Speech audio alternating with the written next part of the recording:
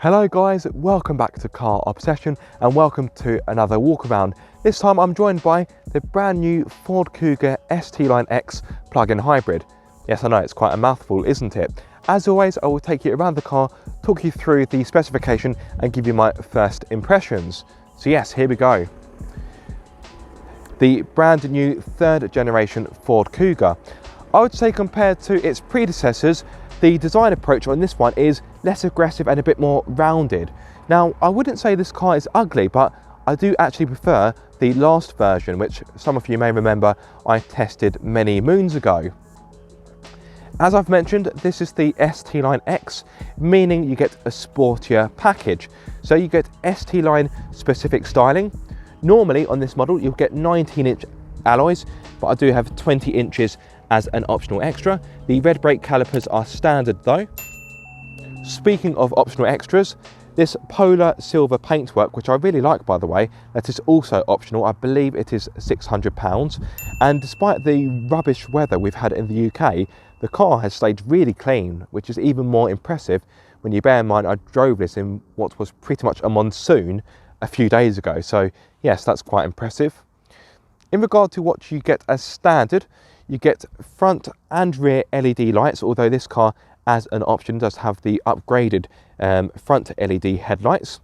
Get front and rear parking sensors, reversing camera, keyless entry, tinted rear windows and black roof rails. That pretty much covers the outside specification. Or actually, speaking of the ST line bits, you get a chunky roof spoiler as well as a double exhaust pipe, and you'll be pleased to know that those tips are real. No fakery from Ford here, thank you very much.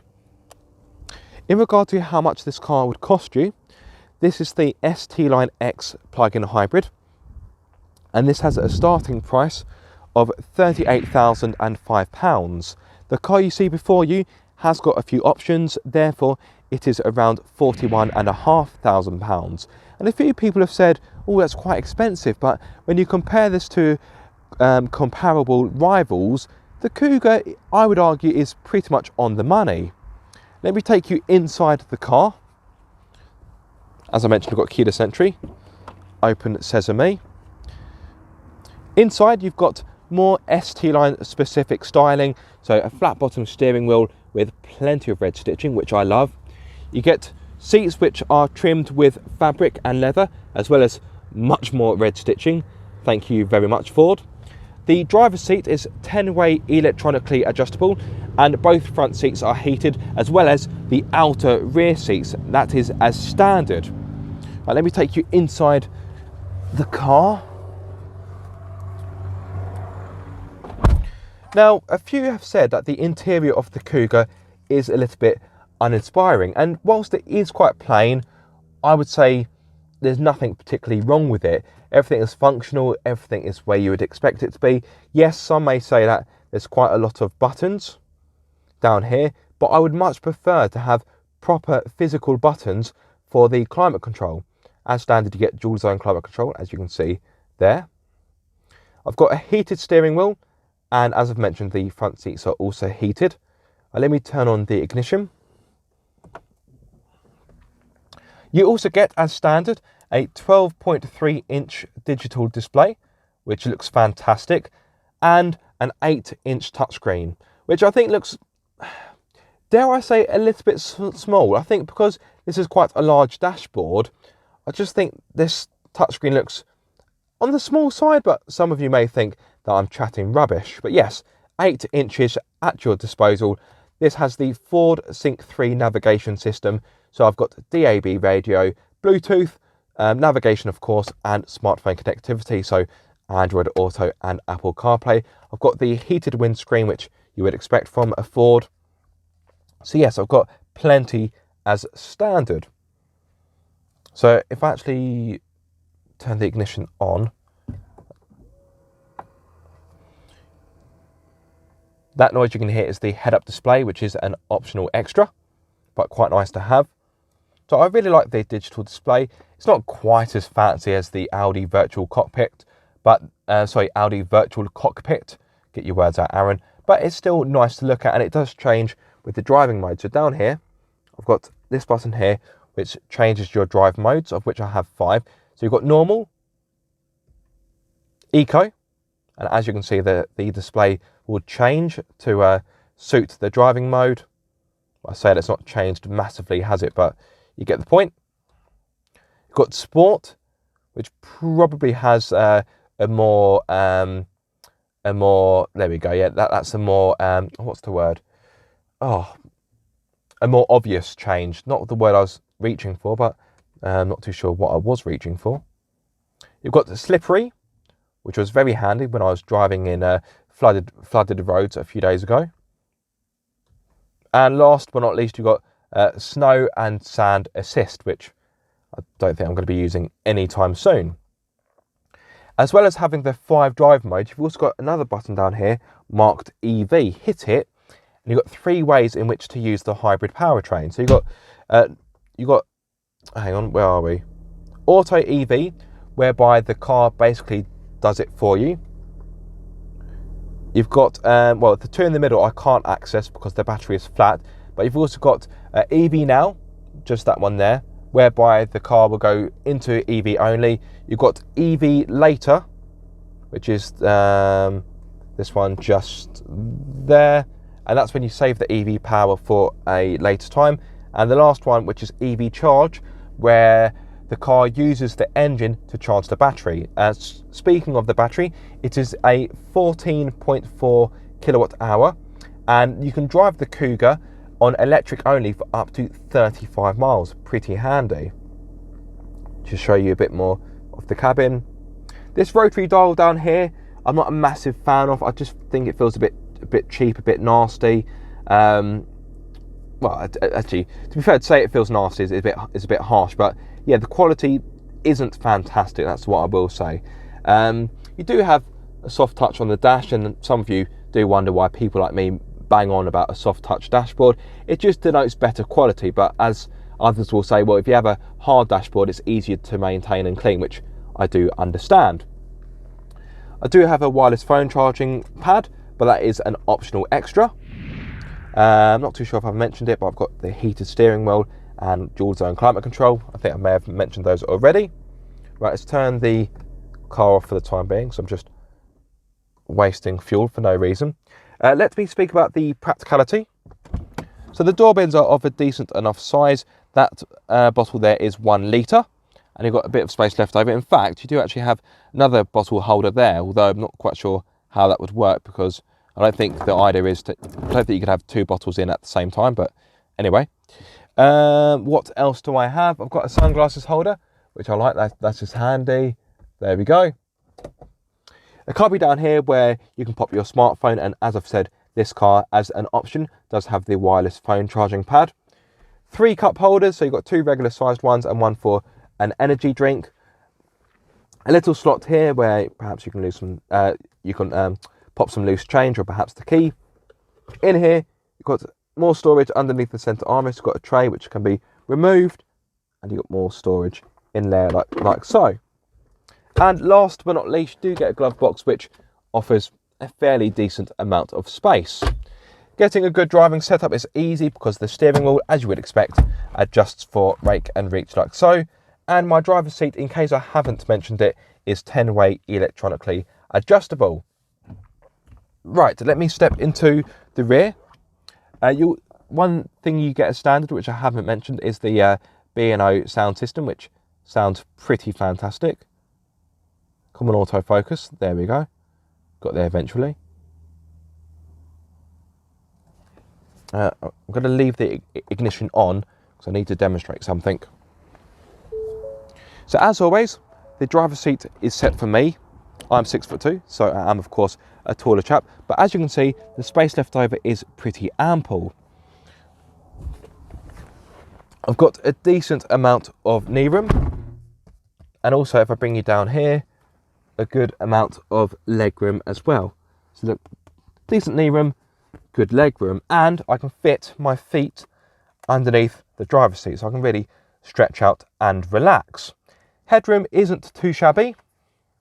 Now you do need to bear in mind that this car has got a panoramic roof, which can often rob you of headroom, and taller people like me have to suffer, but I've got a little bit of space left over. Now I am quite glad I do have the pano roof, because as standard you do get black roof lining, which is quite nice, but it can make the inside feel rather dingy. This car, the ST Line X, as standard, does come with a pano roof. The standard ST Line doesn't. Well, actually, technically speaking, they're called the ST Line Edition and the ST Line X Edition. Why they're called Edition just seems a bit extra if you ask me. But anyway, let me close the blind like so. Oh, if I can reach it, and you'll see what I mean. So the blind comes halfway, well, kind of 1/3 of the way, then you have to press it again, which I find a bit annoying. Now, all of a sudden, you've got an interior which feels a little bit claustrophobic. So yes, this gives you a good representation of what a standard ST Line Edition would look like, because it wouldn't have the pano roof. So I'm going to open that back up and let the light cascade into the cabin. I like that word, cascade, good word. And then I have to press it again, which is quite tedious, Ford.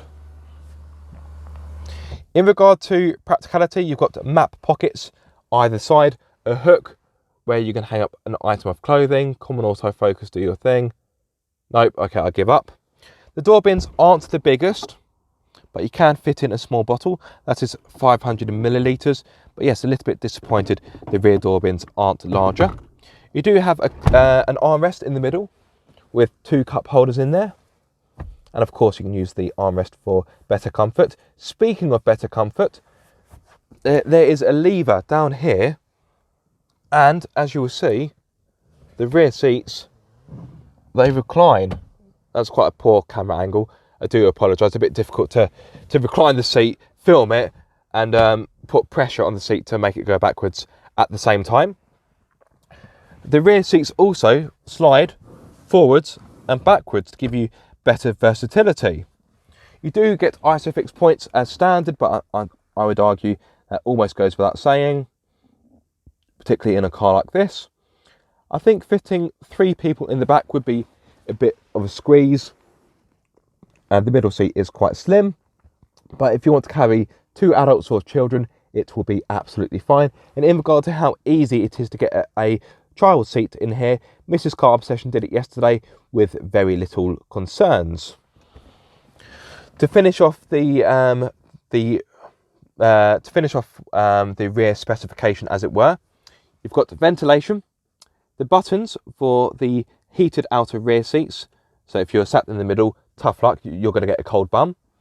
And you've got 2 USB ports down here, one type A and one type C, which I like because it gives you the chance to use both. So if you've got a bit of an older phone, or your device isn't quite new enough to have type C, you still have the type A to fall back on. Although one would argue you could simply use an adapter, but hey ho. Right, let me step out the car. Oh, one thing I will say about the rear is the passageway to get in or out, I would want the rear door to open a bit wider. So if you have someone in your family that has mobility issues, they may find it a bit tricky to get in or out. So yes, Ford, I would say try and make your rear door open just a bit wider. You may have spotted you've got these, which are part of an optional pack. So these are very clever. Ford have been using them for a few years now, but you open the door and look, watch it pop out. So if you've got children that are insistent of swinging the doors open, then you are protected. As standard on the, actually let me turn the ignition off. I don't need it anymore. There we go. As standard on the ST Line X, you get a hands-free power tailgate, so hopefully it won't mug me off. Yes, there we go. And as always, the boot is crammed with my filming crap, as well as a buggy, but the buggy is there to represent just how spacious the boot is. Now, speaking of which, this offers 412 litres with the rear seats up, but if you want or need more space, you can of course fold down the 60/40 rear seats to give you 1,481 litres. Hopefully by now I would have shown you a clip where the boot is empty, or at least close to empty, so you've got a better representation of how it looks. Now, of course, as I mentioned, the rear seats slide forwards or backwards, so you can either have more boot space or give your rear passengers more leg room. In case you're wondering, you don't get a spare wheel as standard, but you do get a tyre repair kit. Folding down the rear seats is very easy because you've got a lever either side, which you can't see because, yes, there's too much stuff in the way. And you've also got a hook here, which you can't see. Again, I'll cut to a clip. And you've got a 12-volt socket. And then to close the boot down, it should be, look at that, seamless. I like it. I quite like the rather flimsy fabric parcel shelf because it means it can mould around your items in there, which is very handy when the boot is as full as it is now. So here you've got the filler cap, which I think you need to press a button inside the cabin to open. And you've got your charging port just here. There we go. And when you're charging it, this lights up blue, and then as each sector lights up, you know that you're getting more charge. Not too sure if I've mentioned the charging times, but this makes use of a 14.4 kilowatt hour battery, and the charging times are as follows. If you use a 7 kilowatt charger, you'll get the battery full in 3 to 3.5 hours, whereas if you use a more conventional 3-pin socket, you're looking at 6 to 6.5 hours. Let me open up the bonnet so I can show you the engine. So yeah, that's the button there to release the fuel filler flap, in case you're wondering. And I've come to the wrong side for the bonnet release handle. What a numpty, what a numpty.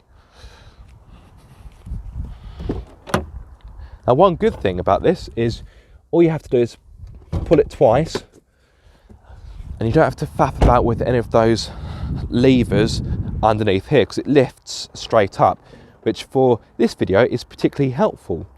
So as well as having an electric motor, it also makes use of a 2.5 litre Atkinson cycle petrol engine. The two combined offer 225 horsepower, but strangely, I've got no torque figure. Ford has not put one on its spec sheet, and it's a piece of information I simply can't find online. It seems to be some kind of national secret, but anyway, yes, 225 horsepower. In regard to performance, this will hit 62 miles per hour in 9.2 seconds, and the top speed is 125 miles per hour. Now, I imagine you're not too fussed about performance. One good thing, that bonnet is actually really light. I like that. It's quite handy. You're more concerned about economy. So Ford states that you can get up to, get this, just over 200 miles to the gallon. 200, yes, that is not a mistake. Now, of course, that is factoring in the electric motor as well and the battery. In regard to CO2 emissions, this emits 32 grams per kilometre, meaning for the first year of VED, you will be required to pay £145. Now, if you're thinking about having this as a company car, the BIK rating is 11%. So there we have it, guys, the Ford Kuga ST Line X Edition plug-in hybrid. What a long name. As always, if you have any questions or queries, please drop them in the comment section below, and I will come back to you as quickly as I can and to the best of my ability. I do hope you have enjoyed this video or found it useful. If so, be sure to like, comment and subscribe. If you are subscribed, don't forget to click the bell icon so you get notified every time I make a video. But until the next time, guys, be sure to keep up the car obsession.